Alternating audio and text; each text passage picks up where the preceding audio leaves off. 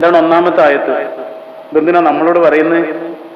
ഇതൊക്കെ അള്ളാന്റെ തീരുമാനങ്ങളാണ്, സംഭവിക്കുന്നതെല്ലാം എന്ന് നമ്മളോട് പറയണത് എന്തിനാണ്? എന്തിനാ? അതാണ് അടുത്ത ആയത്ത്. വല്ലാത്തൊരു ആത്മബലം നൽകുന്ന ആയത്ത് അത്. എന്താ പറയണ അറിയോ? നിങ്ങളുടെ ജീവിതത്തില് ചിലതൊക്കെ നഷ്ടപ്പെടും കേട്ടോ. നമ്മളോട് പറയാ ലിക്കൈലാ തർസവു അലാ മാ ഫാതകും. ചിലതൊക്കെ നഷ്ടപ്പെടും കേട്ടോ. നിങ്ങൾ എത്ര പ്രിയപ്പെട്ടതാണെന്ന് പറഞ്ഞാലും നഷ്ടപ്പെടും. അങ്ങനെ നഷ്ടപ്പെടുമ്പോഴേ നിങ്ങൾ കരയാതിരിക്കാനാണ് ഈ പറയണത്. വലാ തഫ്റഹു ബിമാ ആതാകും. നഷ്ടങ്ങൾ മാത്രമല്ല കേട്ടോ, നേട്ടങ്ങളും ഉണ്ടാവും. അങ്ങനെ നേടുമ്പോഴേ, കിട്ടുമ്പോഴേ, കൈവരുമ്പോഴേ നിങ്ങൾ അഹങ്കരിക്കാതിരിക്കാനുമാണ് ഈ പറയുന്നത്. വല്ലാഹു ലാ യുഹിബ്ബു കുല്ല മുഖ്താലിൻ ഫഖൂർ. അങ്ങനെ അഹങ്കരിക്കണവരെ പഠിച്ചവന് ഇഷ്ടമല്ല. ആ ഉപ്പ പറയണം നമ്മളോട്. കുറെ ആൾ വന്നിട്ട് എന്നോട് സാരല്ല എന്നൊക്കെ പറഞ്ഞു. അവരൊക്കെ ഞാൻ കാണുന്നുണ്ട്, അവരെന്റെ മുന്നിലുണ്ട്. പക്ഷെ എനിക്ക് അതുകൊണ്ടൊരു സമാധാനം കിട്ടില്ല. പക്ഷെ ഞാൻ കണ്ണുകൊണ്ട് കാണാത്ത ഒരാൾ എന്നോട് പറഞ്ഞു സാരല്ലടാ. അതാണ് ഈമാൻ. നമ്മൾ കണ്ണുകൊണ്ട് കാണാത്തൊരു പഠിച്ചവനെ കുറിച്ചുള്ള വിശ്വാസം കൊണ്ടേ കണ്ണുകൊണ്ട് കാണുന്നതിനെ കുറിച്ചുള്ള പേടി പോലും ഇല്ലാതാകുന്ന അത്ഭുതമാണത്. ആ കണക്ഷനാണത്. ഈമാനിന് നമ്മൾ ഉപയോഗിക്കുന്ന മറ്റൊരു പദം എന്താണ്? അഖീദ എന്ന് പറയാ അല്ലേ? അഖീദ എന്ന് പറയില്ലേ? അഖീദ എന്നുള്ള വാക്കിന്റെ ശരിക്കുള്ള അർത്ഥം എന്താണ്? കെട്ട് എന്നാണ്. നഫാസാത്തി ഫിൽ ഫിൽ ഉഖദ്, കെട്ടുകളിൽ ഊതുന്നവർ. ഉഖദ് എന്ന് പറഞ്ഞ കെട്ടല്ലേ? അതിന്നുണ്ടായ പദമാണ് അഖീദ എന്ന് പറയുന്നത്. അത് കെട്ടാണ്, ഒരു കണക്ഷനാണ്. ആ കണക്ഷൻ വേറിട്ടല്ലോ ഈ ആത്മബലം നഷ്ടപ്പെട്ടു. നൈജീരിയയിലെ ഒരു ചെറിയ ഗ്രാമം ഉണ്ടായിരുന്നു. ആ ഗ്രാമത്തിൽ താമസിക്കുന്ന ആളുകളുമായി ബന്ധപ്പെട്ടാണ് ആ ഗ്രാമത്തിന് പേര് കിട്ടിയത്. ഒഗോണി എന്ന് പറഞ്ഞൊരു വംശമാണ്. വളരെ കുറച്ച് ആളുകൾ താമസിക്കുന്ന ഒരു ഏരിയയാണ്. അവിടെ എണ്ണ കണ്ടെടുക്കപ്പെട്ടു. ആ ഭൂമിയുടെ അടിയിൽ എണ്ണ ഉണ്ട് എന്ന് തിരിച്ചറിഞ്ഞു. അങ്ങനെ വലിയ പെട്രോൾ ഡോളർ കമ്പനികൾ ആ നാട്ടിൽ വന്ന് ടെന്റ് കെട്ടി ആ നാടിനെ ഇളക്കി മറിക്കാൻ തുടങ്ങി. ആ നാട്ടുകാർക്ക് പിന്നെ ജീവിക്കാൻ പറ്റാതാവുന്നു. അവരുടെ ജീവിത വിഭവം എന്ന് പറയുന്ന മത്സ്യമാണ്. ഈ മത്സ്യങ്ങളൊക്കെ ചത്ത് പൊങ്ങാൻ തുടങ്ങി. ഇവര് കിണറ്റിലേക്ക് വെള്ളം മുക്കാൻ വേണ്ടിയിട്ട് കോരി ഇറക്കി കഴിഞ്ഞാൽ മുകളിലേക്ക് വരുന്നത് എണ്ണ പാട കെട്ടിയ വെള്ളമാണ്. ജീവിക്കാൻ പറ്റാതായി. അവരിൽ നിന്നൊരു വിപ്ലവകാരി ഉദയം കൊണ്ടു. ഒരു കോളേജ് അധ്യാപകൻ, പാട്ടുകാരൻ, കവി, എഴുത്തുകാരൻ, അദ്ദേഹം ഈ നാട്ടുകാരെ മുഴുവനും സംഘടിപ്പിച്ച് സമരമുന്നണി ഉണ്ടാക്കി. സ്വാഭാവികമായി നൈജീരിയയിലെ മർദ്ദക ഭരണകൂടം ഇയാളെ പിടിച്ചു. 1995 നവംബറിൽ ഇയാളെ തൂക്കിക്കൊന്നു. 1995 ഒക്ടോബർ മാസത്തിൽ ഇയാളെ പട്ടാള കോടതിയിൽ ഹാജരാക്കി. അദ്ദേഹത്തോട് അവസാനമായിട്ട് എന്തെങ്കിലും പറയാനുണ്ടോ എന്ന് ചോദിച്ചു. പറയാനുണ്ട് എന്ന് പറഞ്ഞിട്ട് അരമണിക്കൂർ നേരം അദ്ദേഹം അവിടെ സംസാരിക്കുന്നുണ്ട്. ആ സംസാരം ഒരു പുസ്തകമായിട്ട് പുറത്തിറങ്ങിയിട്ടുണ്ട്. മൈ സ്റ്റോറി എന്നാണ് ആ പുസ്തകത്തിന്റെ പേര്. ലോകമെങ്ങുമുള്ള മനുഷ്യാവകാശ പോരാളികളുടെ എക്കാലത്തെയും ആവേശകരമായ പുസ്തകങ്ങളിൽ ഒന്നാണത്. ആ പ്രസംഗം അദ്ദേഹം അവസാനിപ്പിക്കുന്നത് എങ്ങനെയാണെന്നറിയോ? വിശുദ്ധ ഖുർആൻ 42-ാം അധ്യായ സൂറത്ത് ഷൂറായിലെ 42-43 വചനങ്ങൾ ഉദ്ധരിച്ചുകൊണ്ടാണ്.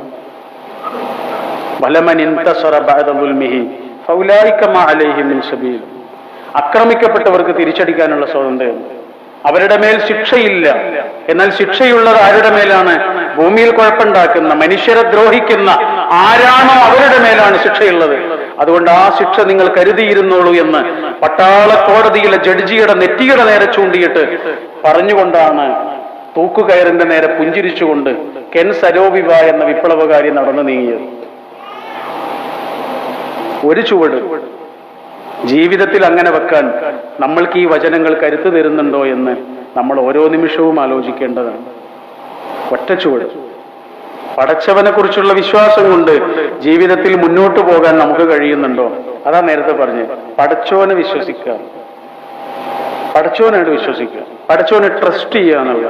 അമീന അസിൽമി എന്ന ഒരു സഹോദരിയുടെ കഥ വായിച്ചു. അമേരിക്കയിലാണ്.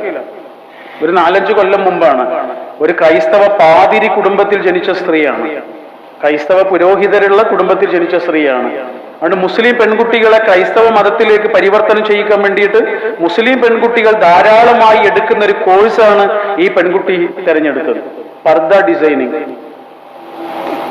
എന്തിനാണ് പർദ ഡിസൈനിങ് തെരഞ്ഞെടുത്തതെന്നറിയോ? ഇവർക്ക് അതുകൊണ്ട് താല്പര്യം ഉണ്ടായിട്ടല്ല, എന്തെങ്കിലും അതിലൊരു ഇൻട്രസ്റ്റ് ഉണ്ടായതുകൊണ്ടല്ല. അത് കൂടുതലും എടുക്കുന്നത് മുസ്ലിം പെൺകുട്ടികളാണ്. അതുകൊണ്ട് ആ മുസ്ലിം പെൺകുട്ടികളെ ക്രൈസ്തവ മതത്തിലേക്ക് പരിവർത്തനം ചെയ്യിക്കാൻ വേണ്ടിയിട്ട് അത്രയും ആ മതത്തോട് കൂറുണ്ടായിരുന്ന ഒരു പെൺകുട്ടിയാണ്. പക്ഷെ സംഭവിച്ചത് എന്താണെന്നറിയോ? അവർ ഇസ്ലാമിലേക്ക് കടന്നു വന്നു എന്നുള്ളതാണ്. അവരുടെ ഭർത്താവ് അവരെ ഉപേക്ഷിച്ചു പോയി, അച്ഛന് അമ്മ എല്ലാവരും അവരെ ഉപേക്ഷിച്ചു പോയി.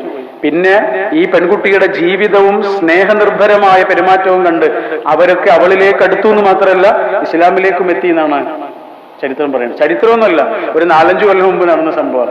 ശരി, ഈ പെൺകുട്ടിക്ക് ക്യാൻസർ പിടിപെട്ടു, രക്താർബുദമാണ് പിടിപെട്ടത്. രക്താർബുദത്തിന്റെ മൂർധന്യ ദശയിൽ അവരുടെ ഏറ്റവും പ്രിയപ്പെട്ട 10 ആളുകൾക്ക്, 10 സുഹൃത്തുക്കൾക്ക് അവരൊരു കത്ത് എഴുതുന്നുണ്ട്. ആ കത്ത് അവസാനിപ്പിക്കുന്നത് എങ്ങനെയാണെന്നറിയോ? ഏറ്റവും സ്ട്രൈക്ക് ചെയ്തൊരു വാക്കാണത്. എനിക്ക് രോഗം പിടിപെട്ടിട്ടുണ്ട്, എനിക്ക് രോഗം കിട്ടിയിട്ടുണ്ട്, പക്ഷെ രോഗത്തിന് എന്നെ കിട്ടിയിട്ടില്ല. എനിക്ക് രോഗം കിട്ടിയിട്ടുണ്ട്, പക്ഷെ രോഗത്തിന് എന്നെ കിട്ടിയിട്ടില്ല. എന്നെ കീഴടക്കാൻ, എന്റെ ആത്മവിശ്വാസത്തെ കെടുത്തിക്കളയാൻ രോഗത്തിന് കഴിഞ്ഞിട്ടില്ല. ഇതാണ് ആത്മബലം. ലെനിനെ നമുക്കൊക്കെ അറിയാലോ, വലിയ വിപ്ലവകാരിയാണ്, മാർക്സിസ്റ്റ് സൈദ്ധാന്തികനാണ്, കമ്മ്യൂണിസ്റ്റ് സൈദ്ധാന്തികനാണ്. ലെനിന്റെ ശരീരത്തിന്റെ ഭാഗങ്ങൾ മുഴുവനും തളർന്നുപോയി. അവസാന കാലത്ത് വലതുഭാഗം മുഴുവനും തളർന്നു പോവുകയാണ് ചെയ്യുന്നത്, പക്ഷാഘാതം പിടിപെടുകയാണ്. ആ സമയത്ത് അദ്ദേഹത്തിന്റെ ഉറ്റ സുഹൃത്ത് സ്റ്റാലിൻ ഒരു കത്ത് എഴുതുന്നുണ്ട്. ആ കത്തിൽ അദ്ദേഹം പറയുന്നുണ്ട്, എനിക്ക് സംസാരശേഷി കൂടി നഷ്ടപ്പെട്ടു കഴിഞ്ഞാൽ പിന്നെ ഞാൻ ഈ ലോകത്ത് ജീവിച്ചിരുന്നിട്ട് കാര്യമില്ല സ്റ്റാലിൻ. അതുകൊണ്ട് എന്നോട് അല്പമെങ്കിലും സ്നേഹം ഉണ്ടെങ്കിൽ എനിക്ക് ഒരു വിഷക്കുപ്പി എത്തിച്ചു തരണം. അതെന്റെ തലപ്പുറത്തുണ്ടാകുമ്പോൾ എനിക്ക് ആശ്വാസമാണെന്നാണ് ആ വലിയ വിപ്ലവകാരി പറയുന്നത്. ഒരു രോഗം കൊണ്ട് ആ എല്ലാ വിപ്ലവാവേശത്തിനും ഫുൾ സ്റ്റോപ്പ് ഇട്ടു. 1940-കളില് കെമിസ്ട്രിയിൽ നൊബേൽ സമ്മാനം നേടിയ അലക്സാണ്ടർ ബെക്കിന്റെ സ്വകാര്യ സൂക്ഷിപ്പിൽ നിന്നാണ് ഈ കത്ത് പുറം ലോകത്തെത്തിയത്. ഒരു ശരീരഭാഗം തളർന്നപ്പോഴേക്ക് ലെനിന്റെ എല്ലാ വിപ്ലവാവേശവും കുറഞ്ഞുപോയി. ഇതേപോലെ ശരീരഭാഗങ്ങൾ തളർന്നുപോയ വേറൊരാളുണ്ട്. അദ്ദേഹത്തിന്റെ പേര് ഡോക്ടർ മുസ്തഫ സിബായി എന്നാണ്. നിങ്ങൾ കേട്ടിട്ടുണ്ടാവും. വലിയൊരു എഴുത്തുകാരനാണ്. ഹദീസ് വിജ്ഞാനീയങ്ങളിൽ വലിയ സംഭാവനകൾ നിർവഹിച്ചിട്ടുള്ള ഒരാളാണ്. KNM അദ്ദേഹത്തിന്റെ ഒരു പുസ്തകം പബ്ലിഷ് ചെയ്തിട്ടുണ്ട്. അത്രയേറെ വിജ്ഞാനീയം ഉൾക്കൊള്ളുന്ന ഒരു മഹാഗ്രന്ഥമാണത്. ഹദീസുമായി ബന്ധപ്പെട്ട ഒരു പുസ്തകമാണ്. ഇദ്ദേഹത്തിന്റെയും ശരീരഭാഗങ്ങൾ തളർന്നുപോയി. ഈ വലതു ഭാഗം മുഴുവനും തളർന്നുപോയി. അദ്ദേഹം ഇതേപോലെ ഒരു കത്തെഴുതുന്നുണ്ട് അദ്ദേഹത്തിന്റെ 10-15 സുഹൃത്തുക്കൾക്ക്. ആ കത്തിൽ അദ്ദേഹം പറയുന്നത് ഇങ്ങനെയാണ്: എന്റെ വലത് കൈ തളർന്നു പോയിട്ടുണ്ട്, പക്ഷെ ഇടത് കൈ ബാക്കിയുണ്ട്. അതുകൊണ്ട് എനിക്ക് മെല്ലെ എഴുതാനൊക്കെ പറ്റുന്നുണ്ട്. എന്റെ വലത് കണ്ണിന് കാഴ്ചയില്ലാതായിട്ടുണ്ട്, പക്ഷെ ഇടത് കണ്ണ് ബാക്കിയുണ്ട്. അതുകൊണ്ട് എനിക്ക് മെല്ലെ വായിക്കാനൊക്കെ പറ്റുന്നുണ്ട്. എന്റെ ഇടത് കാല് ബാക്കിയുണ്ട്, അതുകൊണ്ട് സുഹൃത്തുക്കളുടെ തോളിൽ പിടിച്ച് ഞാൻ കോളേജിലൊക്കെ പോകുന്നുണ്ട്. ഇതാണ് മുസ്തഫ സിബായിയുടെ കത്തിലുള്ളത്. ഇതാണ് ആത്മബലം. മഴ വരുന്ന സമയത്ത് എല്ലാ പക്ഷികളും ഒരഭയത്തിന് വേണ്ടി ഇലയുടെ മറവിലോ മരത്തിന്റെ തണലിലോ വീടിന്റെ ഇറയത്തോ ഒക്കെ പോയിട്ട് നിൽക്കുന്നത് കാണാം. പക്ഷെ പരുന്ത് എന്താ ചെയ്യുന്നത്? പരുന്ത് കാർമേഘത്തിന്റെയും മുകളിലൂടെ പറക്കുക. പിന്നെ മഴ കൊള്ളില്ലല്ലോ. ഈ കാർമേഘത്തിന്റെയും മുകളിലൂടെ പറക്കുന്ന ഒരു ആത്മീയമായ ശക്തി, ആത്മബലം നമ്മൾക്ക് സമ്മാനിക്കുകയാണ് യഥാർത്ഥത്തിൽ പടച്ചവനെ കുറിച്ചുള്ള വിശ്വാസം കൊണ്ട് നേടിയെടുക്കുന്നത്. അതുകൊണ്ട് ഈ പ്രാർത്ഥന എന്ന് പറയുന്നത് നമ്മുടെ കുറച്ച് യാചനകളുടെ പേരാകരുത്. പലപ്പോഴും യാചനയാണ് പ്രാർത്ഥന എന്ന് പറഞ്ഞാൽ. യാചന നിരോധിച്ചിരിക്കുന്നു എന്ന് എഴുതി വെച്ചാൽ എല്ലാ ആരാധനാലയങ്ങളും ശൂന്യമാകുമെന്ന് തോന്നുന്നു.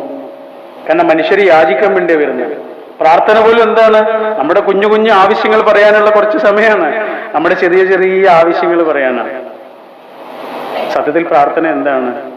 ഈ ആത്മബലം നേടിയെടുക്കാനുള്ള ഒരാളുടെ റെന്യൂവേഷന്റെ പേരാണ് ശരിക്കും പ്രാർത്ഥന എന്ന് പറയുന്നത്. നമ്മുടെ കുഞ്ഞു കുഞ്ഞു ആവശ്യങ്ങൾ പറയാനുള്ളതൊന്നുമല്ല. ആവശ്യങ്ങൾ അല്ല വേറെ നടത്തി തരും. അതാണല്ലോ യൂനുസ് നബി അലൈഹി സ്വലാമിന്റെ ചരിത്രം. തിമിംഗലത്തിന്റെ വയറിനകത്ത് കിടന്നിട്ട് പ്രാർത്ഥിക്കുന്ന എന്താണ്? ഞാനിപ്പോൾ തിമിംഗലത്തിന്റെ ആമാശയത്തിനകത്താണ്, എന്നെ ഇവിടെ നിന്ന് രക്ഷിക്കണേ എന്നല്ല പ്രാർത്ഥിച്ചത്. പിന്നെയോ ലാ ഇലാഹ ഇല്ലാ അൻത സുബ്ഹാനക ഇന്നീ കുന്തു മിനൽ ളാലിമീൻ എന്ന് പ്രാർത്ഥിച്ചത്. പഠിച്ചോനെ നീയാണ് പരിശുദ്ധൻ, ഞാൻ തെറ്റുകാരനായിരിക്കണു. പിന്നെ അല്ലാഹ് എന്താ പറഞ്ഞത്?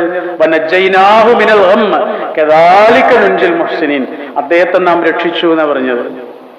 അള്ളാഹ്ക്ക് വേണ്ടത് എന്താണെന്നറിയോ? ആ ദിക്റാണ് വേണ്ടത്. നമ്മുടെ സന്തോഷങ്ങളിലോ നമ്മുടെ സങ്കടങ്ങളിലോ, നമ്മുടെ സങ്കടങ്ങൾ കൊണ്ടോ നമ്മുടെ സന്തോഷങ്ങൾ കൊണ്ടോ മുറിഞ്ഞു പോകാത്തൊരാത്മബന്ധം ആ പടച്ചവനോട് നമ്മൾ ഉണ്ടാക്കുക എന്നുള്ളതാണ് പ്രധാനം. സങ്കടങ്ങൾ കൊണ്ട് വല്ലാതെ മുറിഞ്ഞു പോകില്ല. സങ്കടങ്ങൾ ഉണ്ടാകുമ്പോൾ ആ ബന്ധം ഉണ്ടാവുക ചെയ്യുക, കൂടുതലാവുക ചെയ്യുക. പക്ഷെ മുറിഞ്ഞു പോകൽ എപ്പോഴാണെന്നറിയോ? സന്തോഷങ്ങൾ കൊണ്ട്. എന്റെ കയ്യിലുള്ളൊരു വസ്തു നിങ്ങൾക്ക് സ്വന്തമാക്കണം എന്നുണ്ടെങ്കിൽ രണ്ട് മാർഗമുണ്ട്. ഒന്നത് തട്ടിപ്പറിക്കാം, എന്നെ വേദനിപ്പിച്ചിട്ട് നിങ്ങൾക്ക് സ്വന്തമാക്കാം, അപ്പൊ എനിക്ക് വേദനിക്കും. പക്ഷെ എന്നെ വേദനിപ്പിക്കാതെ സ്വന്തമാക്കാനുള്ളൊരു എളുപ്പ വഴിയുണ്ട്, അതെന്നെ നിക്കിളിപ്പെടുത്തിയാൽ മതി. ഞാൻ ചിരിക്കുക ചെയ്യാം, പക്ഷെ എന്റെ കയ്യിലുള്ളത് നിങ്ങളുടെ കയ്യിലെത്തിയിട്ടുണ്ടാവും. ഇങ്ങനെ നമ്മളെ സന്തോഷിപ്പിച്ച് നമ്മളെ രസിപ്പിച്ച് ഏറ്റവും പ്രധാനമായ ഒന്ന് നമ്മളിൽ നിന്ന് പലരും കൈക്കലാക്കുന്നുണ്ട്. അതെന്താണെന്നറിയോ? ഈ ദിക്റാണ്. ദിക്ർ നഷ്ടപ്പെടൽ പലപ്പോഴും നമ്മുടെ സന്തോഷങ്ങളുടെ പേരിലാണ്, നമ്മുടെ ആനന്ദങ്ങളുടെ പേരിലാണ്.